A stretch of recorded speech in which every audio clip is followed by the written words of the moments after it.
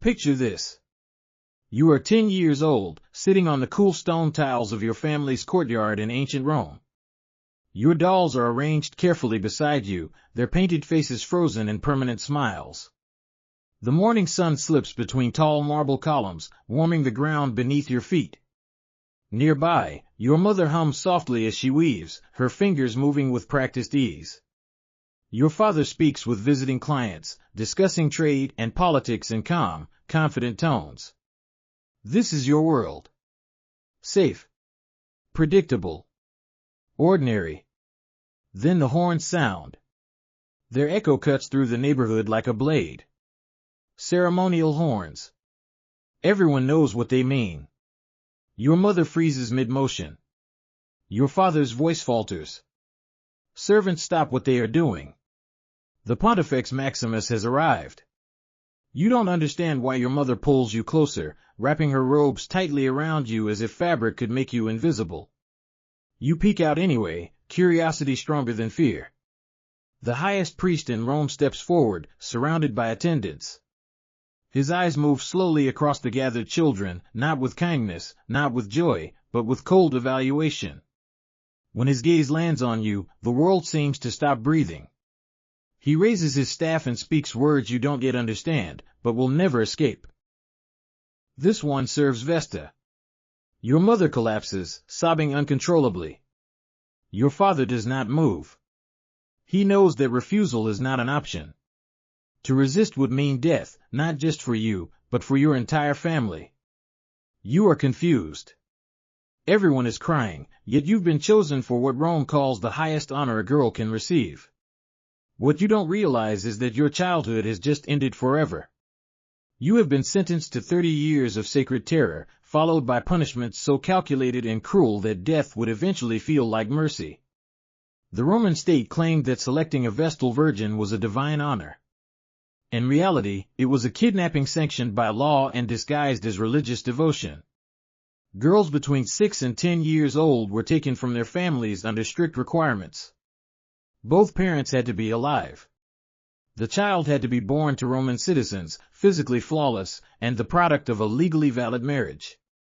She had to be symbolically perfect, because once chosen, she would no longer belong to herself. Families knew the truth. That is why many hid their daughters when the Pontifex Maximus came searching. Girls were sent to distant relatives, smeared with cosmetics to create the illusion of imperfection, or kept indoors under claims of sudden illness. The selection was not celebrated. It was feared. Once chosen, the transformation was immediate. The girl was taken that same day, never allowed to return home. Her birth name was erased and replaced with a sacred title. She could not inherit property, could not act independently, and could not even write letters without supervision. She became state property, wrapped in the language of holiness. The house of the Vestals stood beside the temple of Vesta in the Roman Forum. Ancient writers described it as magnificent, filled with marble columns, lush gardens, and elegant furnishings. But beauty did not change its function. It was a prison. A gilded one, but a prison nonetheless. Every movement was monitored. Every action evaluated. Every mistake remembered. From the moment she arrived, the girl was taught 3 sacred laws that governed every remaining day of her life. Absolute virginity for 30 years.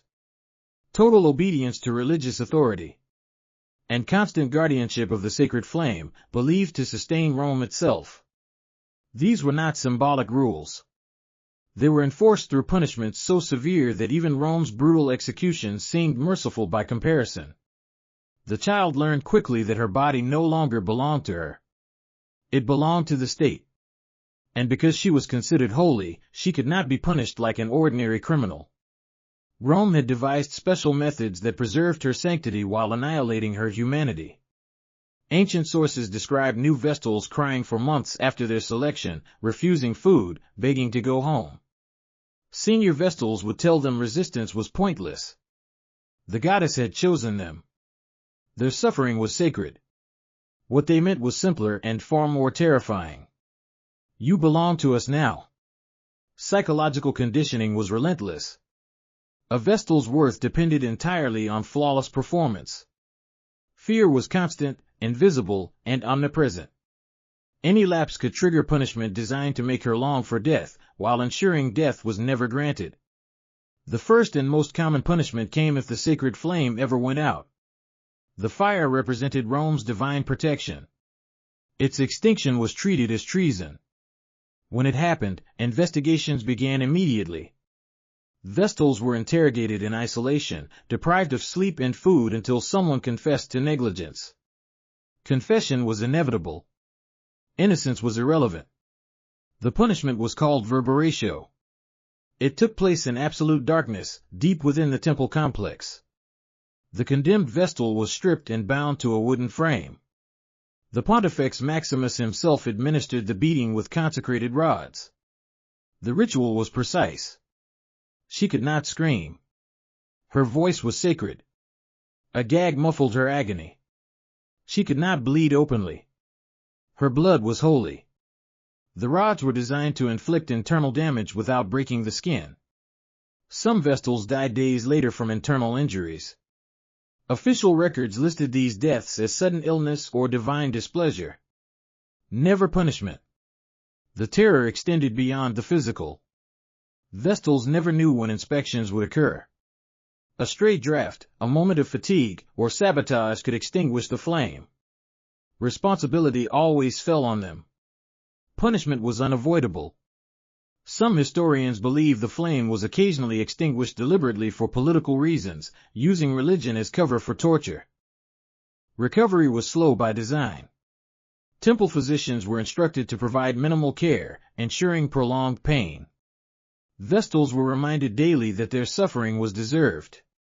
Compliance became survival. But even this cruelty was eclipsed by what awaited those accused of breaking their vow of chastity. The charge was called incestum. Pollution. Defilement. The punishment was not execution. It was something far worse. The condemned Vestal was led through Rome at dawn, dressed as a bride. Her hair was styled carefully. Flowers adorned her veil. To the uninformed, it looked like a wedding procession. In truth, it was a funeral. Her mouth was sealed to prevent speech. No final words. No pleas. No sympathy. The destination was the Campus Celeratus, just beyond the city walls. There, an underground chamber waited. Inside, Rome displayed its twisted version of mercy. A bed. A lamp. A small amount of food and water. This allowed Rome to claim it was not executing her. She was simply being placed underground, and the gods would decide her fate. The chamber was sealed after she descended alone. She had to walk down herself. Rome could not be responsible for her death. Earth and stone closed above her, silencing everything. The lamp burned for hours. The food lasted days. The air did not. Some accounts speak of scratching sounds, of faint noises beneath the earth. Then silence. Her name was erased. Her family forbidden to mourn. She was removed from existence. Those who survived 30 years of service were theoretically free. In reality, they emerged into a society that no longer wanted them.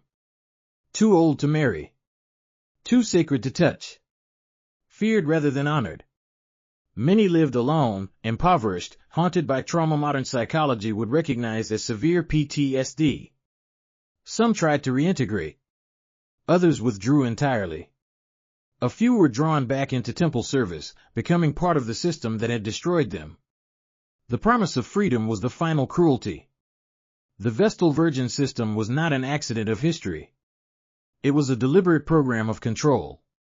By taking girls at their most vulnerable, isolating them, and subjecting them to unpredictable punishment, Rome created absolute compliance. These women were not symbols of piety.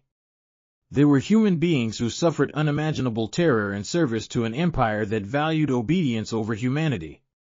Their stories remind us that the most dangerous cruelty is often the kind wrapped in sacred language, justified as necessary, and accepted as tradition. And remembering them is not just an act of history. It is an act of resistance.